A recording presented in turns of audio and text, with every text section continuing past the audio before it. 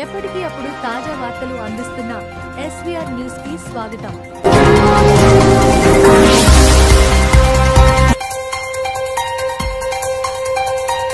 కడప జిల్లా సిద్ధవటం, ఒంటిమిట్ట కడపలోనే కొనసాగాలి.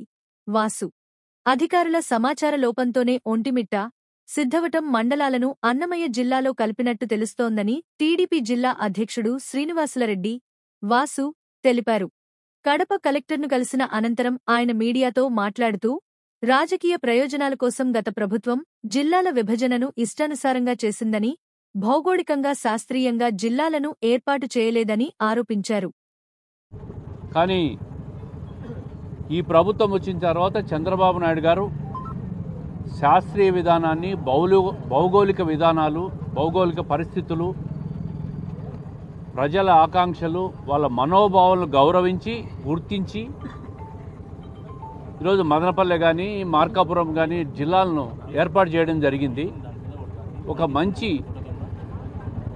సాంప్రదాయ పద్ధతిలో, శాస్త్రీయ పద్ధతిలో జరిగిన కార్యక్రమం. అయితే ఒక చిన్న సమాచార లోపం అనుకుంటున్నాను నేను. ఒంటిమిట్ట, సిద్ధవటం 2 మండలాలు కూడా కడప టౌన్కు 4 కిలోమీటర్లు ఒక మండలం, 10 కిలోమీటర్లు ఒక మండలం ఆనుకున్న మండలాలను అన్నమయ్య జిల్లాలో చేర్చడం ఇక్కడ ఈ 2 మండలాల ప్రజలకు కొంత ఇబ్బందులు గురిచేసింది. మొన్న వచ్చిన గెజెట్ నోటిఫికేషన్, అందుకే వాళ్ళందరూ కూడా ఒంటిమిట్ట, సిద్ధవటం నుంచి చాలామంది స్థానిక నాయకులు, ప్రజలందరూ వచ్చారు. ఇప్పుడే కడప జిల్లా కలెక్టర్ను కలిసాం. జిల్లా కలెక్టర్ కూడా కడపకు ఆనుకొనున్న ఈ 2 మండలాల్లో కడపలోనే ఉండాలని చెప్పి వాళ్ళు కోరుకుంటా ఉన్నారు.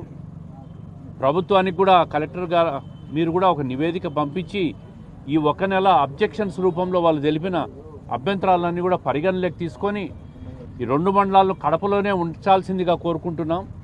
వారి తరఫున నేను కూడా ఈరోజు జిల్లా కలెక్టర్ను కోరుతున్నా. నాయకులు ఉంటాం, పోతాం, కానీ ఆ గ్రామాలు, ఊర్లు, అక్కడి ప్రజలు శాశ్వతంగా ఉంటారు. వ్యవస్థలు శాశ్వతం. ఏ చిన్న కార్యక్రమం చేయాలన్నా కూడా ఆ 2 మండలాల ప్రజలు 70 కిలోమీటర్లు జిల్లాధికారులను కలవాలన్నా రాయచోటి పోవాల్సి వస్తుంది. అదే కడప అయితే కేవలం 7-8 కిలోమీటర్ల దూరంలోనే కడపకు వస్తారు వాళ్ళు. గతంలో ఈ 2 మండలాలు కూడా మొన్నటి వరకు కడపలో ఉండేటి, కడప కలెక్టర్ ఆధ్వర్యంలో ఉండేటి. ఒక సిద్ధవటం మండలం అయితే గతంలో కడప శాసనసభ నియోజకవర్గంలో ఉండేది. ఈరోజు దాన్ని అన్నమయ్య జిల్లాలో కలపడం చాలా ఇబ్బందులు పడాల్సి వస్తుందని చెప్పి ప్రజల అభిప్రాయాలన్నీ వ్యక్తం చేశారు. ప్రభుత్వం కూడా ఈ నెల రోజులు అభ్యంతరాలను స్వీకరించే కార్యక్రమంలో ఉంది కాబట్టి వాళ్ళ అభ్యంతరం ఈరోజు వాళ్ళ తరపున జిల్లా కలెక్టర్ కూడా ఇచ్చినాం. కలెక్టర్ గారు కూడా తప్పకుండా ప్రభుత్వానికి మీ అభ్యంతరాలని కూడా తెలుపుతామన్నారు. ఎప్పటికైనా ఒక శాస్త్రీయ విధానం, భౌగోళిక పరిస్థితులను కూడా ఆలోచించాల్సిన అవసరం ఉంది. ముఖ్యమంత్రి గారికి కూడా తప్పకుండా ఒక రిప్రజెంటేషన్ ఇస్తాం. ఆయన కూడా సమాచారం లేక, ఎవరు డిమాండ్ లేకపోయినా కూడా అన్ని మండలాలు, నియోజకవర్గానికి సంబంధించినవన్నీ కూడా ఒకటే నియోజకవర్గంలో ఉండాలని జనరలైజ్డ్ ఆర్డర్స్ వలన ఈ 2 మండలాలు కూడా రాజంపేట రెవెన్యూ డివిజన్లోకి, అన్నమయ్య జిల్లాలోకి పోయిందని మేము భావిస్తూ ఉన్నాం. ఏది ఏమైనా ముఖ్యమంత్రి గారికి విన్నవిస్తాం. అన్ని పరిస్థితులు కూడా ఒక నివేదిక రూపంలో ఇస్తాం. ప్రజలందరూ కూడా కడప జిల్లాలో కలిసి ఉండాలా అని చెప్పి కడప నగరానికి ఆనుకొని ఉన్నాం మేము. ఏ కార్యక్రమమైనా కూడా కడపకు వచ్చి చెప్పుకుంటాం. చిన్న అధికారులు, పెద్ద అధికారులు అందరూ కూడా కడపలో ఉంటారు. అదే ఈరోజు ఏ అధికారైనా అన్నమయ్య జిల్లాకు పోవాల్సి వస్తుంది. ఒకవైపు రాజంపేటకు పోవాల్సి వస్తుంది రెవెన్యూ డివిజన్ పరంగా. సిద్ధవటం వాళ్ళు కూడా ఈ ఇబ్బందులన్నీ ఉన్నాయి కాబట్టి మమ్మల్ని ఇక్కడే ఉంచాలని చెప్పి వాళ్ళు కోరినారు.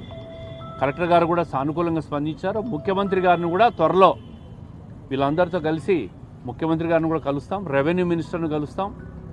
అదేవిధంగా గ్రూప్ ఆఫ్ మినిస్టర్స్ కూడా కలిసి ఈ అభ్యంతరాలన్నీ ఇచ్చి దీన్ని కడపలో ఉంచాలని చెప్పి మేము కోరుతున్నాం. ప్రపోజల్ తయారు చేసేటప్పుడు ఎవరికి సంప్రదించాలా, ఎవరు కూడా అటు ఇది పోవాలని కానీ ఇటు ఉండాలని కానీ ఎవరు కోరలేదు. కానీ అక్కడెక్కడో అధికారులకు ఉన్న ఒక సమాచార లోపం. రెండోది, మండలాలు, నియోజకవర్గాల వ్యాప్తంగా విడగొట్టకూడదనే జనరలైజ్డ్ నామ్స్ వల్ల ఈ 2 మండలాలు కూడా అదే నియోజకవర్గానికి పోవాల్సి వచ్చే పరిస్థితి వచ్చిందని నేను అనుకుంటున్నా. కాన్స్టిట్యున్సీ వేరు కావచ్చు. ఇప్పుడు తెలంగాణలో పరిస్థితి మీరు చూస్తే రాష్ట్రం విడిపోయేటప్పుడు 10 జిల్లాలు ఉన్నాయి, ఈరోజు 34 జిల్లాలు ఉన్నాయి. అవసరాన్ని బట్టి ఈ మధ్య కూడా 1 సంవత్సర కాలం కిందట ఒక జిల్లా పెంచారు, 2 ఏళ్ల కిందట. ఒక కాన్స్టిట్యున్సీ 3 జిల్లాల పరిధిలో కూడా ఉంది అక్కడ. జిల్లాలు భౌగోళికంగా శాస్త్రీయ విధానం ముఖ్యం, కానీ గత ప్రభుత్వం చేసిన రాజకీయ విధానాలు, రాజకీయపరమైన ప్రయోజనాలు ముఖ్యం కాదు. ఇక్కడ ప్రజలకు ఎక్కడ ఈ సౌకర్యం ఉంటుందనేది ఆలోచించాలా. బహుశా ముఖ్యమంత్రి గారి దృష్టిలో ఇది ఉంది అని నేను